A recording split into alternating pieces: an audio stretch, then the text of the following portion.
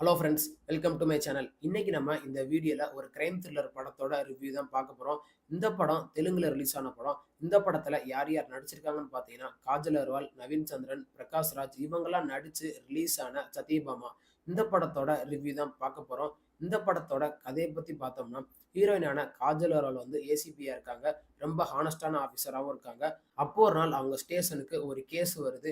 அது என்னன்னு அவங்க விசாரிக்கும் போது தான் தெரிய வருது. அந்த பொண்ண வந்து அவங்க ஹஸ்பண்ட் ரொம்ப டார்ச்சர் பண்றான் அப்படின்னு காஜல் அகர்வால் வந்து அவங்கள சமாதானப்படுத்தி அவங்க வீட்டுக்கு அனுப்பி விடுறாங்க. போனவங்க கொஞ்ச நேரம் கழிச்சு அவங்களுக்கு ஃபோன் போடுறாங்க. அந்த இடத்துல போய் நம்ம காஜல் அகர்வால் பார்க்கும்போது அந்த பொண்ணு பொணமா கிடக்காங்க. கடைசியில காஜல் அகர்வால் அந்த அக்யூஸ்ட புடிச்சாங்களா இல்லையா? அந்த அக்யூஸ்ட் வந்து எதனால அந்த பொண்ண கொன்னான்? கடைசியில என்னாச்சு? இதுதான் இந்த படத்தோட மொத்த கதையே.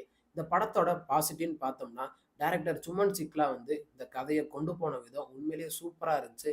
எதுக்குன்னா, ஸ்டார்ட்டிங்லேருந்து எண்டு வரைக்குமே அந்த இன்வெஸ்டிகேஷன் சீன்லாம் வச்ச விதம் உண்மையிலேயே சூப்பரா இருந்துச்சு. அதே மாரி அந்த கேஸ விசாரிச்சுட்டு இருக்கும்போதே பெரிய பெரிய புள்ளியெல்லாம் அந்த கேஸ்ல இன்வால்வ் ஆறாங்க. அதெல்லாம் டைரக்டர் காமிச்ச விதமா இருக்கட்டும், அதுக்கு தகுந்த மாதிரியே காஜல் அகர்வால் ஹேண்டில் பண்ற விதமா இருக்கட்டும், அதெல்லாம் காமிச்ச விதம் உண்மையிலேயே சூப்பரா இருந்துச்சு. இந்த கேஸுக்கு ஃபுல் சப்போர்ட் குடுக்குறது பிரகாஷ் ராஜ் தான். அதனாலேயே மத்த ஆஃபீசர் யாருக்குமே இவங்கள புடிக்காம இருக்கு. படத்துல அந்த கிரைம் சீன்லாம் காமிச்ச விதமா இருக்கட்டும், அந்த ஃபாரஸ்ட்டுக்குள்ள போயி அந்த கேஸுக்காண்டி சில எவிடன்ஸ் தான் தேடுவாங்க. அதெல்லாம் காமிச்ச விதமா இருக்கட்டும், அதெல்லாம் உண்மையிலேயே பார்க்கும்போது சூப்பரா இருந்துச்சு. ஹீரோயினான காஜல் அகர்வால் அவங்களோட ரோல பெர்ஃபெக்ட்டா பண்ணியிருக்காங்க. படத்துல நடிச்ச எல்லா ஆக்டருமே அவங்களோட ஒர்க்க சூப்பரா பண்ணியிருக்காங்க. முக்கியமா நவீன் சந்திரன் வந்து காஜல் அகர்வாலுக்கு சப்போர்ட்லாம் குடுப்பாங்க. அத காமிச்ச விதமா இருக்கட்டும், அவங்கள பத்தி ஒரு புக் எழுதுவாரு. அத அனவுன்ஸ் பண்ணும்போது, அதுக்கு தகுந்த மாதிரியே அங்க இருக்கிற ஃபேன்ஸ்லாம் சில கேள்விலாம் கேட்பாங்க. அதுக்கெல்லாம் நம்ம ஹீரோ வந்து சூப்பரா பதில் சொல்லுவாரு. அதெல்லாம் டைரக்டர் காமிச்ச விதம் உண்மையிலேயே சூப்பரா இருந்துச்சு. படத்துல பிரகாஷ் ராஜ் வந்து அவரோட ரோல சூப்பரா பண்ணியிருக்காரு. ஸ்டார்ட்டிங்ல இருந்து எண்டு வரைக்குமே காஜல் அகர்வாலுக்கு ஃபுல் சப்போர்ட் குடுப்பாரு.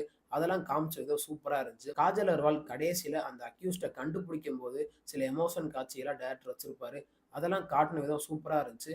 அக்காக்கும் தம்பிக்கும் உள்ள அந்த எமோஷன்லாம் டைரக்டர் ரொம்ப அழுத்தமா காமிச்சிருக்காரு. படத்துல இன்வெஸ்டிகேஷன் சீனா இருக்கட்டும், அந்த கேஸுக்காண்டி எவிடன்ஸ தேடுற விதமா இருக்கட்டும், ஃபைட்டா இருக்கட்டும், ரொமான்ஸா இருக்கட்டும், அதெல்லாம் டைரக்டர் வச்ச விதம் உண்மையிலேயே சூப்பரா இருந்துச்சு. எங்கேயுமே குறை வைக்காம அவரோட ஒர்க்க சூப்பரா பண்ணியிருக்காரு. அதே மாரி கடைசி கிளைமேக்ஸ்ல நம்ம எதிர்பார்க்காத மாரி ஒரு ட்விஸ்ட்டையும் வச்சிருப்பாரு டைரக்டர். அதெல்லாம் வச்ச விதம் உண்மையிலேயே சூப்பரா இருந்துச்சு. படத்துல ஒர்க் பண்ண எல்லா டெக்னீஷியனுமே அவங்களோட ஒர்க்க சூப்பரா பண்ணியிருக்காங்க. முக்கியமா சினிமாட்டோகிராஃபர் வந்து அவரோட ஒர்க்க சூப்பராவே பண்ணியிருக்காரு. எதுக்குன்னா, அந்த ஃபாரஸ்ட்ல அந்த எவிடன்ஸ தேடும்போது சில ட்ரோன் ஷாட்லாம் வச்சிருப்பாரு. அதெல்லாம் வச்ச விதம் உண்மையிலேயே சூப்பரா இருந்துச்சு. அந்த அக்யூஸ்ட கண்டுபிடிச்ச உடனே ஒரு ஸ்லோமோ ஷாட் மாரி வச்சிருப்பாரு.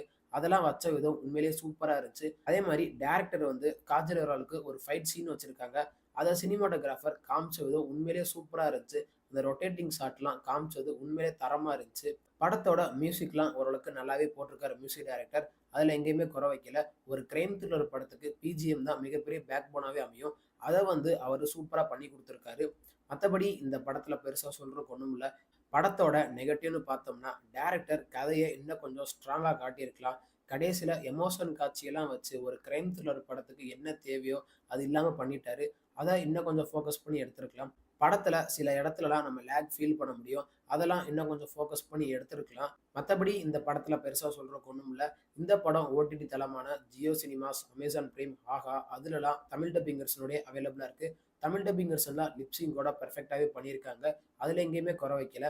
இந்த படத்துக்கு நம்ம குடுக்குற ரேட்டிங் பார்த்தீங்கன்னா, 10க்கு 6.5 குடுக்கலாம்.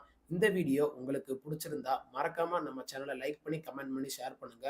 மறக்காம நம்ம சேனல சப்ஸ்கிரைப் பண்ணி, பக்கத்துல இருக்க பெல் பட்டனையும் கிளிக் பண்ணி விட்டுருங்க. தேங்க் யூ ஃபார் வாட்சிங் திஸ் வீடியோ.